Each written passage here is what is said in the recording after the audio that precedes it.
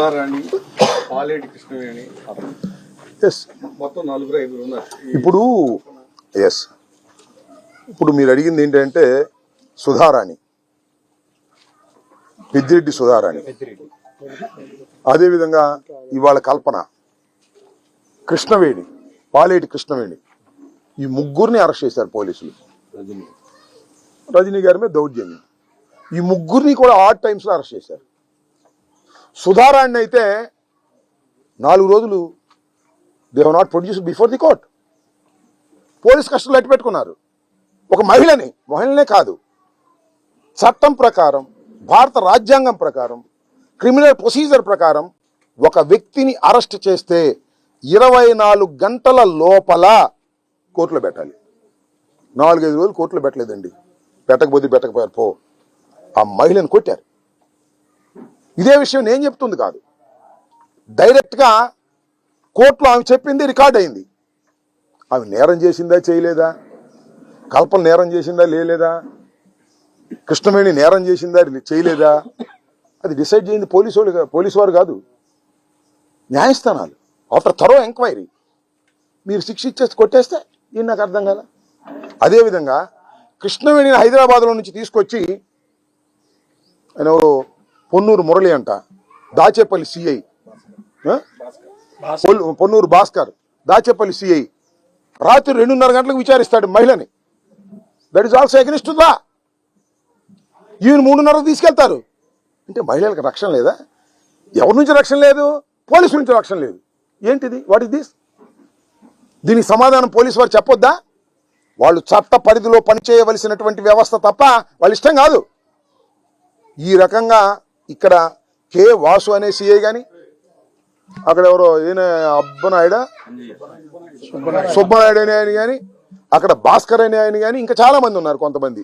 వీళ్ళందరూ తెలుగుదేశం పార్టీలకు రౌడీలులాగా ప్రవర్తిస్తున్నారు. తెలుగుదేశం పార్టీకి రౌడీలాగా ప్రవర్తించే వారికి మాత్రమే పోస్టింగ్లు ఇస్తాము అంటున్నారు. అది ప్రమాదం. ఇది చాలా ముదురుతుంది వ్యవహారం, గుర్తుపెట్టుకోమని కూడా మనవి చేస్తున్నా. ఈ వ్యవహారం ముదిరితే ప్రజలను తిరుగుబాటు వస్తుంది. అణిచివేత నుంచే ధైర్యం పుడుతుంది. మమ్మల్ని అణిచేస్తున్నారు, ఎన్నాళ్ళు అణిస్తున్నాం, రోజు వచ్చి కొడతాం, ఏం చేస్తాం, ఏదో ఒక రోజు మనం కూడా తిరిగి కొడతాం. అణిచివేత నుంచి ధైర్యం వస్తుంది, అణిచివేత నుంచి తిరుగుబాటు వస్తుంది, అణిచివేత నుంచే విప్లవం వస్తుంది. ఇది చరిత్ర చెప్పిన సత్యం. రోజు అణిచేస్తే అణిగి ఉండలేము స్వామి, ఎక్కడో తిరగబడాల్సిన పరిస్థితి వస్తుంది. ఇది గమనించాలని అడుగుతా ఉన్న పోలీసు వారిని. మళ్ళీ అడుగుతా ఉన్న డీజీపీ గారు, మాకు అపాయింట్మెంట్ ఇవ్వండి, మేము చెప్పే గోడు వినండి, చేస్తే చేశారు, లేకపోతే లేదు. ప్రజాస్వామ్యంలో అది మా హక్కు, దట్ ఈజ్ యువర్ డ్యూటీ. అది కూడా చేయట్లే ఆయన. ఏం చేయాలి? ఇది ఈ మహిళల పట్ల ఈ ప్రభుత్వ యంత్రాంగం, మరి ముఖ్యంగా పోలీసుల ప్రవర్తన చాలా అభ్యంతరకరం, విచారకరం. వారు శిక్షార్హులు. నేను చెప్తున్నా, 3:30 గంటలకు తీసుకువెళ్ళినటువంటి కే వాసు అనే వ్యక్తి మీద, సిఐ మీద యాక్షన్ తీసుకునేంత వరకు చట్ట ప్రకారంగా మేము పోరాడతాం. దానిలో ఏ విధమైన సందేహం లేదు. ఆల్రెడీ నేను ఎస్పీ గారికి నేను తీసుకెళ్ళి ఇచ్చాను. హైకోర్టులో కూడా మేము దీనికి సంబంధించినటువంటి పిటిషన్ పడేస్తాం, దాన్ని నిగ్గు తేలుస్తాం. ఇలా మరొకటి చేయకోకుండా జాగ్రత్త చేస్తాం. అది మా చేతిలో ఉన్నటువంటి అంశం. ఒక్కసారి ఆలోచించండి. ప్రజలు మాకు ఇచ్చిన మ్యాండేట్ 151 కాదు, 164. రాష్ట్రం మొత్తమే చూసుకుంటే 11 మంది అవతల ఎమ్మెల్యేలు ఉన్నారు, 164 మంది మా ఎమ్మెల్యేలు ఉన్నాం. నిజంగా మేము దాడే చేయాలి, మేము కక్షే సాధించాలి, లేదు అవతల వాడు అంతే చూడాలి అనుకుంటే ఈ రోజుకి మిగతా 164 నియోజకవర్గాల్లో ఉన్న వైఎస్ఆర్సీపీ నాయకుడు ఎవడైనా రోడ్డు మీద తిరగలడా? చెప్పండి ఒకసారి. మీరు విషయం వినండి. మీరు అడిగారు, నేను సమాధానం చెప్తున్నా. నేనేం చెప్తున్నానంటే, ఇలాంటి యాటిట్యూడ్, అలాంటి బిహేవియర్ మాకు లేదు. At the same time Chandrababu Naidu గారు చాలా క్లియర్గా కక్ష సాధింపు చర్యలు మేము చేయమని చెప్పారు. కాబట్టే దెబ్బతిన్న కార్యకర్త కూడా నాయకుడు మాట మీద ఇంట్లో కూర్చున్నాడు.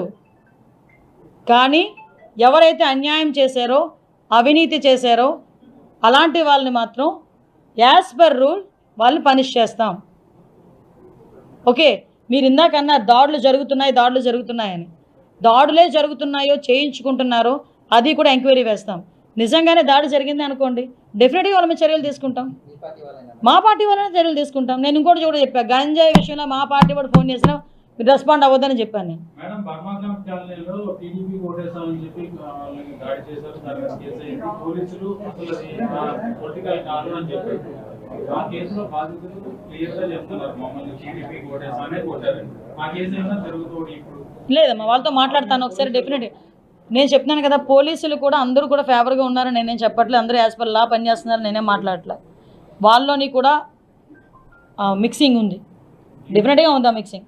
దాన్ని కూడా మేము ప్రక్షాళన చేస్తాం. నాకు ఇంకా 3 days అయింది ఆ కేసులో ఏమైనా హోమ్ మినిస్టర్ ఇచ్చిన, టూ ఎర్లీ కదా. ఎస్, సిస్టమ్ కరెక్షన్ కి ఒక టీచర్ గా ఈ రోల్ ఎలా ఉండబోతోంది? ఒక టీచర్ ఇప్పుడు హోమ్ మినిస్టర్ అయ్యారు కాబట్టి ఎట్లా కరెక్ట్ చేయబోతున్నారు?